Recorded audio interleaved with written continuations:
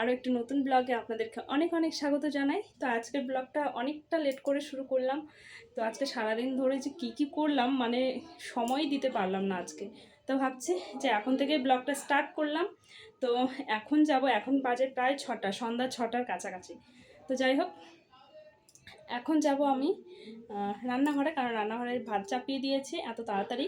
তো এখন আমরা বেরোবো একটুখানি। তো ভাত নামিয়ে আমার পিসুন মানে আমার পিসে শ্বশুর মশাই আজকে কলকাতায় গেছিলো, কলকাতা থেকে বাড়ি যাবে। তো আমাদের বাড়ির সামনে দিয়ে যাবে, মানে এখানে এই স্টেশনে দাঁড়াবে ট্রেনটা। তাই আমরা কিছু খাবার নিয়ে যাব আর পিসুনের সঙ্গে দেখা করব। তো চলো সম্পূর্ণ ব্লগটা দেখতে থাকো। তো ফাইনালি আমি রেডি হয়ে গেছি, তার সাথে পাপাকেও কিন্তু রেডি করে দিয়েছি। ওই যে পাপা দাঁড়িয়ে আছে। পাপা, তো পাপা যাবে, মা যাবে, আমি যাব এবং বাবা যাবে। তার সাথে যদি কাকি যায়, মানে আমার পাশের কাকি আছে, কাকি যদি যায় তো যাবে। তো চলো এখন যাব রান্নাঘরে। তো রান্নাঘরে মা চলে গেছে, তো ওখানে সব কিছু রেডি করে নেবে। আর পাপাকে এখন খাবো, মানে এখন তো খাওয়ানোরও টাইম হয়ে গেছে, তো খাইয়ে ধুইয়ে নিয়ে তারপর যাব। তো চলো।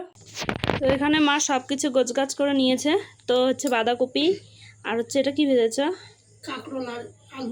কাঁকরোল আলু, আর এখানে হচ্ছে মাছের ঝোল, আর এটাও মাছের ঝোল। এটা হচ্ছে বাটা মাছের ঝোল, আর এটা কাতলা মাছের ঝোল করা হয়েছে।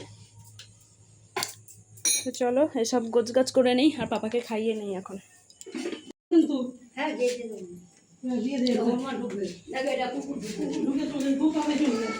চলো ও বাম্মা, আসছি বাম্মা, অন্ধকার তো। তো আমরা এখন বেরিয়ে পড়েছি। তো আজকে না বাড়িতে আমি খেয়াল করিনি যে ট্রেনটা আজকে অনেকটাই লেট করেছে। তো এখনও প্রায় 1 ঘন্টার কাছাকাছি লেট রয়েছে। তো তার জন্য বাবাকে বললাম, তো চলো আজকে তো গণেশ পুজোর কিছু আরণ হবে, তো কিছুটা গণেশ ঠাকুর দেখে তারপর আমরা যাব। তো চলো কোথায় কোথায় নিয়ে যাই, তো সবটাই দেখতে থাকো। আমিও এই প্রথমবার কিন্তু নবদ্বীপের গণেশ পুজো দেখব। তো যাই হোক, আগে নাকি খুব একটা হতো না, তো এখন নাকি মানে এই বছরে 3-4টে মানে বড় বড় পুজো হচ্ছে। তো যাওয়ার পথে যেই কটা ঠাকুর মানে দেখা যায়, তো সেগুলো দেখে কিন্তু আমরা যাব। আর ওই যে দেখো লাইটিং কিন্তু শুরু হয়ে গেছে। তো চলো সবটাই দেখতে থাকো। আর নবদ্বীপ ধাম মানে কিন্তু বাজনা, তো বাজনাটা কিন্তু কেউ মিস করবে না। তো চলো ঠাকুর দর্শন করে নেই।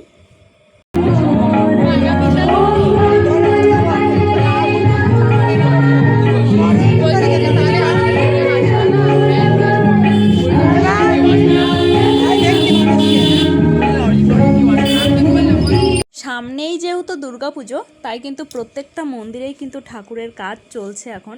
আর মাত্র কয়েকটা দিনের অপেক্ষা, তারপরেই কিন্তু আবার দুর্গাপুজো শুরু। তো চলো আরও কিছু ঠাকুর দেখব, তো সবটাই শেয়ার করব। আর তার সাথে বাজনাটা কিন্তু একদম মিস করবে না। এই তো সামনে এসছে বাজনা।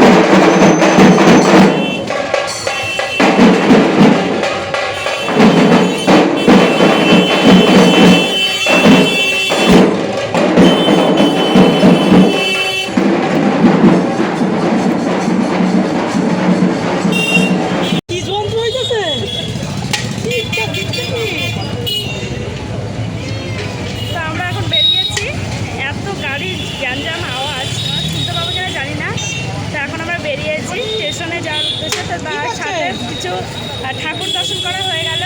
আর কাকি গেল এখন সিঙ্গারা আনতে, কারণ এখন ট্রেন অনেকটাই লেট রয়েছে, আধ ঘন্টার মতন। তো চলো সিঙ্গারা নিয়ে আসুক, তারপর খাওয়া হচ্ছে। কাকি আসতেই পারছে না।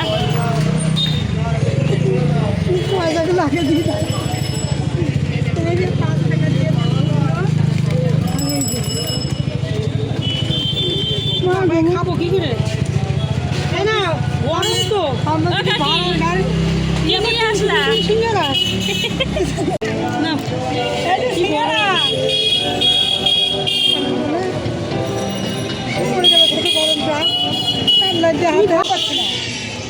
কোন জায়গা পার হয়ে দইয়ের দোকান রানাবাজার বলে। এটা খেতে হেভি লাগে। তুমি যে দোকানে গেলে এটা বলে রানাবাজার বিখ্যাত দোকান। ও তোমার পিঠে মশাই দাদু এখানে বলে থাকতো। রানাবাজারের বিখ্যাত দোকান বিমলার সিঙ্গারা খাচ্ছে, বিমলার ভান্ডার। সে যাই হোক, ওইটাই তো বলতে হবে না, বিমলার ভান্ডার। আমি নতুন অতিথি না কেউ। বিমলার দোকান কোয়ানে চলো তো দেখি মাকে বাই কইলো খাইবে। কাকি বিমলার দোকানের সিঙ্গারা দারুণ খাচ্ছে, আবার জামাইয়ের কাছ থেকে অর্ডার দিয়ে বানিয়ে নিয়ে খাবে। বড় সাইজের, টেস্টি না, ছোট সাইজটা পছন্দ হয়নি, তাই না কাকি? দুর্গাপুজোর প্যান্ডেল হচ্ছে গাইস। তো ফাইনালি আমরা কিন্তু স্টেশনে চলে এসেছি, আর এটা হলো টিকিট ঘর। তো সেখান থেকে আমি দুটো প্ল্যাটফর্ম টিকিট কেটে নিয়েছি, না হলে আবার পুলিশে ধরলে আবার ফাইন দিতে হবে। তো এই হলো টিকিট। তো টিকিটটার দাম নিল 20 টাকা, মানে 10 টাকা করে। তো আমরা এখানে দুটো টিকিটই কেটেছি, কারণ অনেক কবার এসছি, পুলিশ দেখে না, যার জন্য দুটো টিকিট কাটা হলো। আর কিছুক্ষণ অপেক্ষা করাতে কিন্তু ট্রেনটা ঢুকে গেছে। তো ওরা রয়েছে পেছনের বগিতে। তো এখানে দাঁড়িয়ে দাঁড়িয়ে দেখছি কোন বগিতে রয়েছে। আর সব এসি বলো, সব এসি।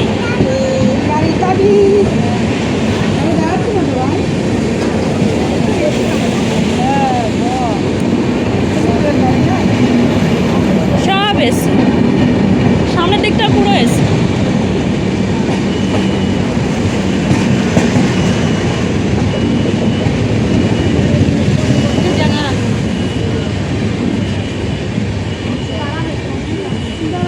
S6 S5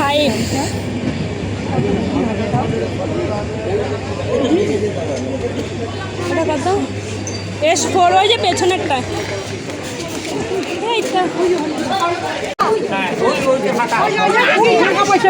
ইস ভগবান, হ্যাঁ তুমি ভেতরে বসো। যদি আর কোনো কিছু হয় তোমরা আবার আসবে, তা নাহলে যেটা দিছিস তো আমার উঠছো কেন তুমি? তাই তো টেনশন নেবে নি। ভালো আছো সবাই? না না, তোমার যেতে হবে না। দাদুকে ডাকতে বলছে আসো। কষ্ট করে আসবে, কিছুই কষ্ট নয়, কষ্ট আপনি করছেন ঠাকুর জামার জন্য। দাদু নামো, দাদু আসো, মন্দির চলে যাবে। হ্যাঁ কই ঠাকুর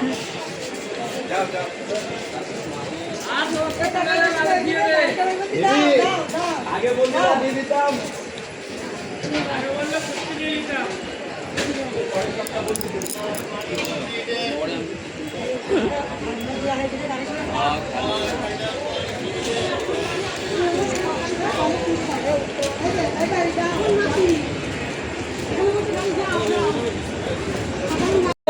বলছে আপনারটা নেন, আমাকে তো ঢালি দেন।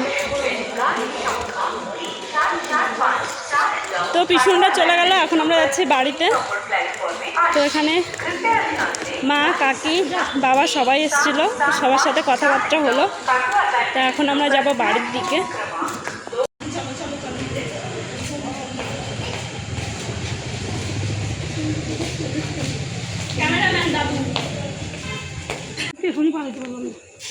আমাদের কতগুলো সিটে দেখ, আমাদের যাওয়ার সময় তো এখান থেকে যেতে হতো।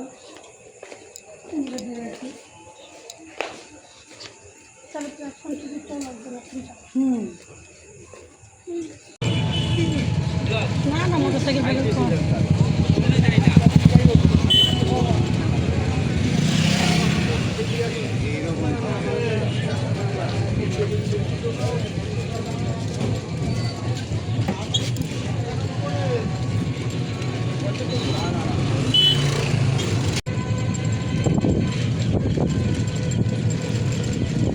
এই যে এখান দিয়ে জায়গা আছে। এটাতে কি বানাবে? কি জানি এখান থেকে কি বানাবো গো? এখান থেকে তো আমরা এখন ফাইনালি বাড়ি চলে এলাম। তো ট্রেন আসতে অনেকটাই লেট করেছিল, তো যার জন্য অনেকটা দেরি হয়ে গেল। তো এখন বাজে প্রায় 9টার কাছাকাছি। তো আমার মুখের অবস্থা দেখো, আমি তো ঘেমে পুরো শেষ, বাইরে এত গরম। তো চলো ঝটপট করে আমি এখন হাত মুখগুলো ধুয়ে নিই। তো যাই হোক, কেমন লাগলো ভিডিওটা অবশ্যই কমেন্ট করে জানাবেন। যদি ভালো লাগে চ্যানেলটাকে সাবস্ক্রাইব করে দিয়ে পাশে থাকবেন। তো চলুন দেখা হচ্ছে পরের অন্য কোনো ব্লগের সাথে। ততক্ষণে আপনারা সকলে সুস্থ থাকবেন, ভালো থাকবেন।